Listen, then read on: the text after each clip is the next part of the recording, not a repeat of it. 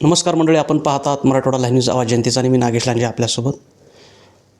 जिल्हा परिषद निवडणूक 2026 प्रचाराची रणधुमाळी सर्वत्र सुरू झाली असून नेमकं आपण प्रत्येक उमेदवार आपल्या जी काही कामं करणार आहोत, जी काही आपले ध्येय धोरणे आहेत, ते प्रत्येक पक्षाचे उमेदवार जनतेपुढे घेऊन जात असताना भारतीय जनता पार्टीच्या वतीने लातूर जिल्ह्यातील खंडाळी सर्कलमधून तरडेताई आपल्यासोबत आहेत. त्यांनी निवडणूक लढवत आहेत. आपण त्यांनी जनतेचे प्रश्न काय घेऊन जाणार आणि जनतेला ताई आपण काय आश्वासन देणार आहात, कारण याच खंडाळी सर्कलमधून अनेक गाव, तांड्या, खेडेवस्ती आहेत, सर्वसामान्य लोक आहेत आणि याच ठिकाणी आपण जनतेला काय आश्वासन आणि म्हणजे काय त्यांना विश्वास द्याल नेमकं या निवडणुकीचा? नमस्कार, मी रेखा अशोक हाके पाटील तरडे, जिल्हा परिषद खंडाळी मतदारसंघातून मी जिल्हा परिषदला उभी आहे. माझा हा मतदारसंघ गेल्या कित्येक वर्षापासून, म्हणजे माझे मिस्टर होते त्यावेळेसपासून मी त्या खंडाळी मतदारसंघामध्ये काम करते. माझं तर म्हणजे आजच उभे आहे असं म्हणून नाही, त्याच्या अगोदर देखील मी ज्ञान तिथे देत असते. म्हणजे माझ्या शाळा ऑलरेडी तिथे आहेत, त्यामुळे त्या सगळ्या जनतेपर्यंत मी पोहोचलेली आहे. आणि OBCला सुटल्यानंतर ते मला आपोआपच त्यांनी उभं केलं. म्हणजे माझी ह्यावेळेस म्हणजे माझं म्हणजे रिअलमध्ये असंच आहे की एक वेळेस एकाला संधी देणं हे मला आवडतं. आणि मी ते हो पण बोलले होते सर्वांच्या समोर मी म्हटले होते की मी उभं राहणार नाही पुन्हा म्हणून. परंतु आपण मीटिंग घेतली, मीटिंगमध्ये पण ठरवलं. पंचायत समितीला बरेच जण उभे राहिले, परंतु जिल्हा परिषदला कोणी म्हटले नाही. त्यावेळेस मग कोणीतरी पाहिजे म्हणून मला नाही का त्यांनी दिलेलं, म्हणजे उभं केलं जिल्हा परिषदसाठी म्हणून, आणि मग मी उभी राहिले. सर्व मतदारसंघ हा माझ्या ओळखीचा आहे. वाडा, तांडा, ज्यावेळेस मी काम केलं यापूर्वी पण, ज्यावेळेस जिल्हा परिषदेला मी उभी राहिले त्यावेळेस देखील कोणी मतासाठी म्हणून कुठे रोड दिले असतील, कुठे काही दिले असतील, पण मी निवडून आल्यानंतर देखील ज्या ठिकाणी विद्यार्थी आहेत आणि ज्या ठिकाणी वस्ती आणि तांडे आहेत अशा ठिकाणीच रोड दिले होते. आणि अशा ठिकाणी शाळेला प्रत्येक किचनचे सेड असतील किंवा बोर असतील, असे ह्या सगळ्या गोष्टी मी स्वतः केलेल्या आहेत. म्हणजे माझं जास्त लक्ष त्यावेळेस पण एज्युकेशनकडे होतं. आणि एज्युकेशनसाठी म्हणूनच मी त्या तांड्यावर, वस्तीवर जात असते. म्हणजे आत्ताच जाते असं नाही, अगोदरपासून पण जाते. असाच माझा उद्देश आहे की इथून पुढे पण मी त्यांची सेवा चांगल्या पद्धतीने करावी. म्हणजे एकदम या शिक्षणाच्या माध्यमातून म्हणा, आम्ही शाळेत कुठे कार्यक्रम असेल त्यावेळेस आपण पाहिलेलं आहे की एक सर्वसामान्य जनतेशी तुमची नाळ आहे.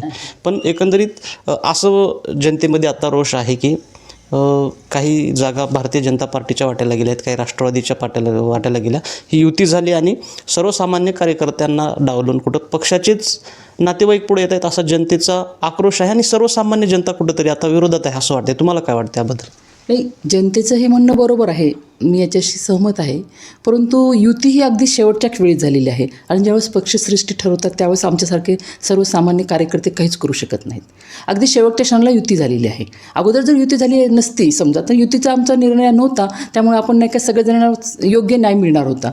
परंतु युती शेवटच्या स्टेपला झाली आणि वरून आम्हाला आदेश होते, त्या आदेशाचं आम्ही पालन केलेलं आहे. आता तुम्हाला कुठं फिरत असताना असं वाटते की जनतेचा आपल्यावर नाराज आहे का, आपल्यासोबत असं कुठं जाणवलं का? कारण तिथं राष्ट्रवादीचा उमेदवार नाही, युती असं झाल्यानंतर असं होतं, तरीसुद्धा राष्ट्रवादीचे उमेदवार तिथं रामभाऊ नरोटे हे अपक्ष थांबलेत.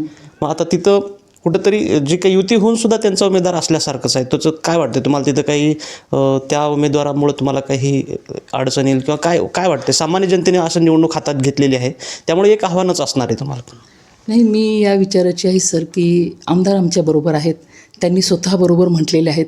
कसं सर्वसामान्य कार्यकर्त्याला असं वाटणं हे साहजिक आहे, त्यांना तसं वाटतं म्हणून त्यांनी उभे राहिलेले आहेत. परंतु ज्यावेळेस पक्षश्रेष्ठीचा जो निर्णय असतो त्याबद्दल बोलायचं म्हटलं तर आमदारांनी स्वतः युती केलेली आहे, त्यामुळे त्यांनी आमच्याबरोबर आहेत. आम्ही त्यांच्याशी चर्चा पण केली, त्यांनी पण सांगितलं. आणि त्यांनी नाही सांगितलं असं नाही, त्यांनी पण त्यांना सांगितलं की तुम्ही अशा पद्धतीने करू नका, युती झालेली आहे म्हणून. त्यांनी ऐकलं नाही. शेवटी प्रत्येकाला वैयक्तिक स्वातंत्र्य आहे सर, कोणाला काही बोलता येत नाही, तशा पद्धतीने आहे. आणि माझ्याबरोबर मला खात्री आहे, आमची युती असल्यामुळे आम्ही युतीमध्येच लढत आहोत. आणि आम्ही सर्वांनी युती केली, आम्ही युती धर्म पाळणार आहोत. म्हणजे जरी युती झाली, तुम्ही तुमच्या वाट्याला जागा आली, हे जरी गोष्टी झाल्या तर हे शेवटच्या क्षणी झाले असं तुमचं म्हणणं आहे. आणि सर्वसामान्य जनता ह्या भागामध्ये आता सहकार मंत्रीसोबत असल्यामुळे अनेक भागामध्ये त्यांच्या कारखान्याच्या माध्यमातून बघा आणि तुमच्या शाळेच्या माध्यमातून मोठ्या संख्येने यातील जे काही जनसमुदाय जोडला गेलेला आहे. त्याच्यामुळं कुठंतरी सध्या तरी पारडं जडच आहे आणि येणाऱ्या काळात जनता ही समोर आहे. पण आपण शेवटपर्यंत ह्या गोष्टी जनता काय करेल हे शेवटी आपल्याला निकालानंतरच कळणार आहे. तरी पण या गोष्टी होत असताना शाळेच्या माध्यमातून तुम्ही आणखी विद्यार्थी घडवलेत, त्याच्यामुळे त्याचा तुम्हाला त्या शिक्षणाच्या माध्यमातून चांगला फायदा होईलच असं वाटतेच का त्यामध्ये? हो सर. म्हणजे मी ह्या सगळ्या तांड्यावर ज्यावेळेस आमची एक्झाम होतात आणि ज्यावेळेस विद्यार्थी फर्स्ट, सेकंड, थर्ड येतात त्यावेळेस मी प्रत्येक तांड्यामध्ये जात असते आणि तांड्यामध्ये जाऊन त्यांचे सत्कार करत असते. आणि त्याचंच कारण की काय, पुन्हा मला आणखीन जाण्याची संधी आली आणि ह्यावेळेस तर 2-3 वेळेस जाण्यात आली. यावेळेस पण याच्या अगोदर आम्ही आमदारकी लढली त्यावेळेस पण मी गेले होते. आमचे 10वीचे 12वीचे निकाल लागले त्यावेळेस पण विद्यार्थ्यांपर्यंत गेले होते आणि आता पुन्हा विद्यार्थ्यांपर्यंत गेलेले आहे. आणि माझे सगळ्या ठिकाणी विद्यार्थी आहेत. आणि मला असं वाटतं की ज्यावेळेस विद्यार्थी माझ्याबरोबर आहेत म्हणजे ते माझ्या मुलांसारखे आहेत, माझ्याबरोबर असल्यावर मला आणखीन कोणाचं काही असे किंवा मला भीती वाटण्यासारखं असं काही नाही. आणि शेवटी जनता जनार्दन आहे, त्यांना जे योग्य वाटेल ते त्यांनी निर्णय घेतील आणि त्याला सामोरं जाण्याची माझी तयारी आहे. एकंदरीत या भागामध्ये खंडाळी सर्कलमध्ये गेली अनेक शिक्षण क्षेत्राच्या माध्यमातून रेखाताई तरडे यांची नाळ जनतेशी जोडली गेलेली आहे.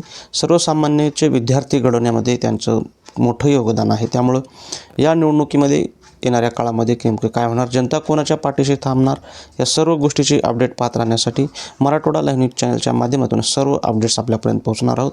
तरी पाहत राहा मराठवाडा लाईव्ह न्यूज, आवाज जनतेचा. नागेश लांजे, अहमदपूर, लातूर.